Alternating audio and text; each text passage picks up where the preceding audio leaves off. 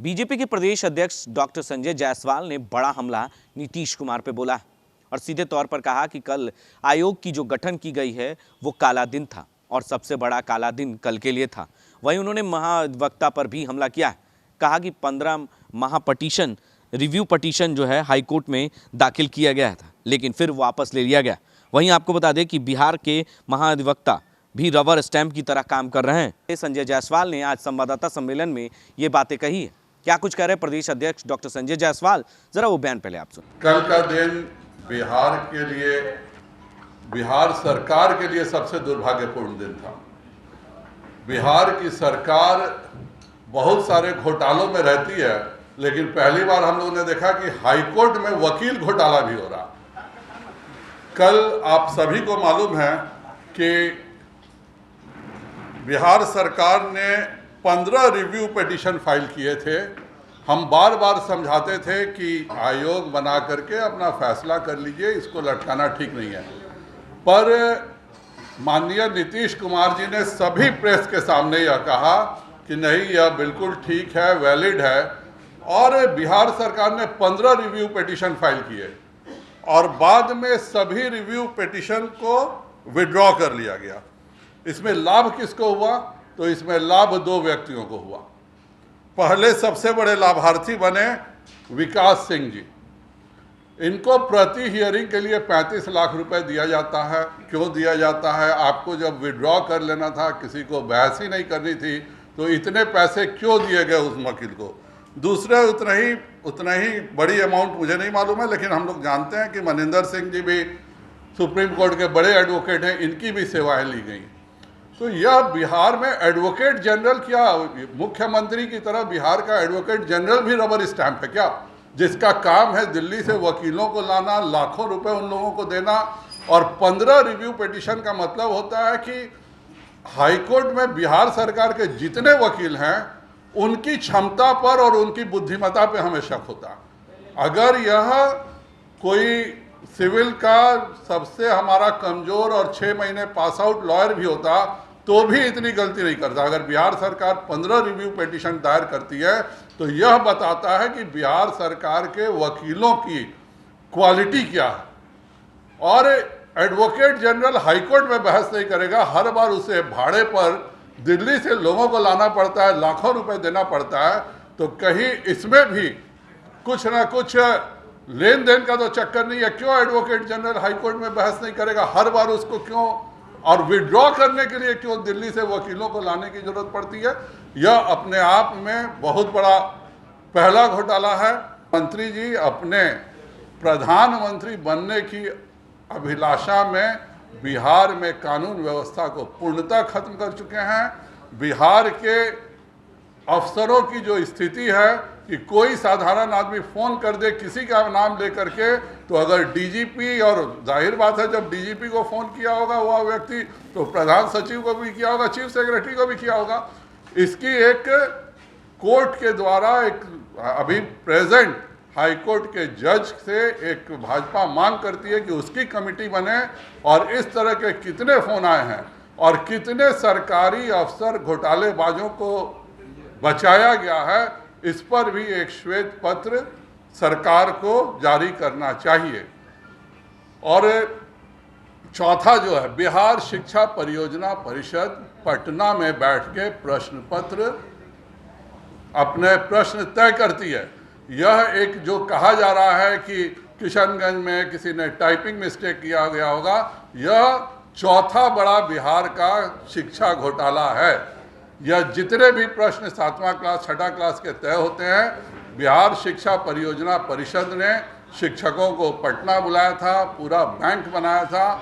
और मेरा माननीय प्रधान सचिव से, क्योंकि मुख्यमंत्री जी तो रबर स्टैंप है, उनसे तो कोई बात ही करना बेकार है, आप पूरे बिहार शिक्षा परियोजना परिषद के सभी प्रश्न पत्रों को सार्वजनिक करें। यह 6ठा 7वां का प्रश्न है, इसमें कोई बुराई नहीं है। इसमें इस तरह के और देश विरोधी कितने प्रश्न हैं, इस तरह के आम जनता के विरोधी कितने प्रश्न हैं, यह साफ होना चाहिए।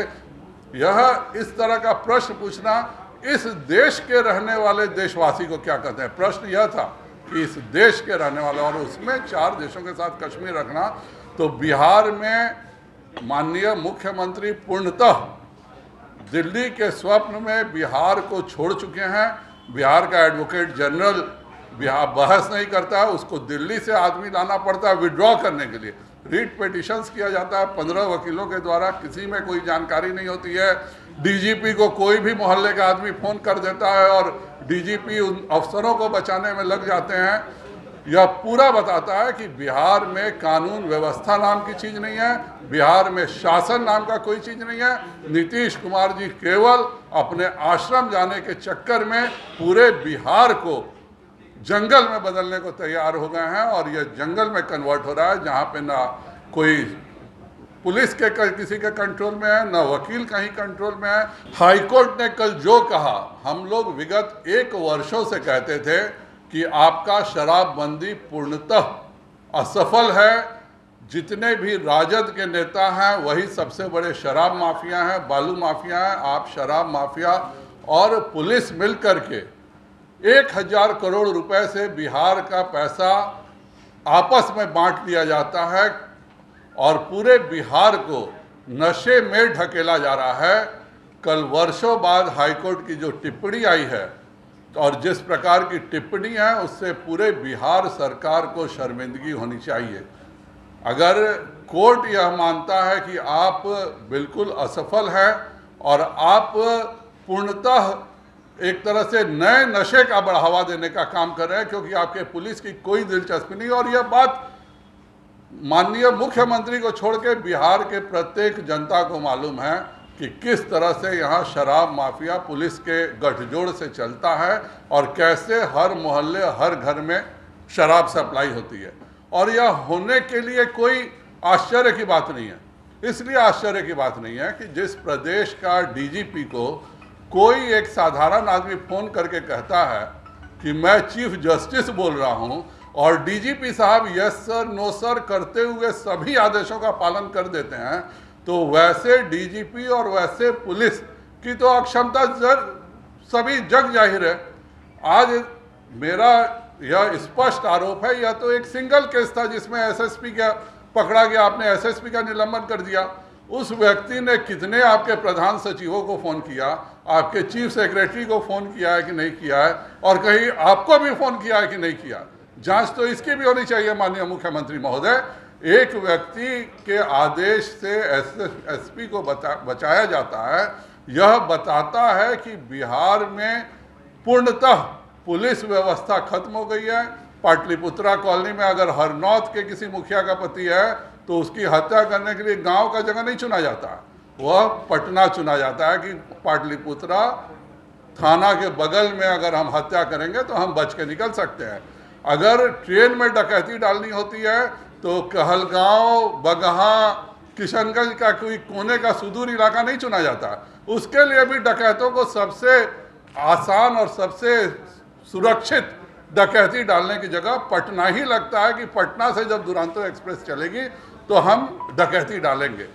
तो आपने सीधे तौर पे सुना कि किस तरीके से संजय जायसवाल ने कहा कि कल तक जो अपराधी थे राजद के नेता, वो आज शराब माफियाओं के साथ मिल गए हैं और शराब का धंधा कर रहे हैं।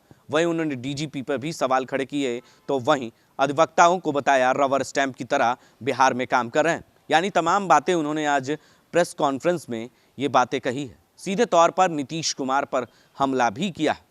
ऐसे ही तमाम खबरों के लिए आप बने रहें देश न्यूज़ के साथ और देखते रहें देश न्यूज़।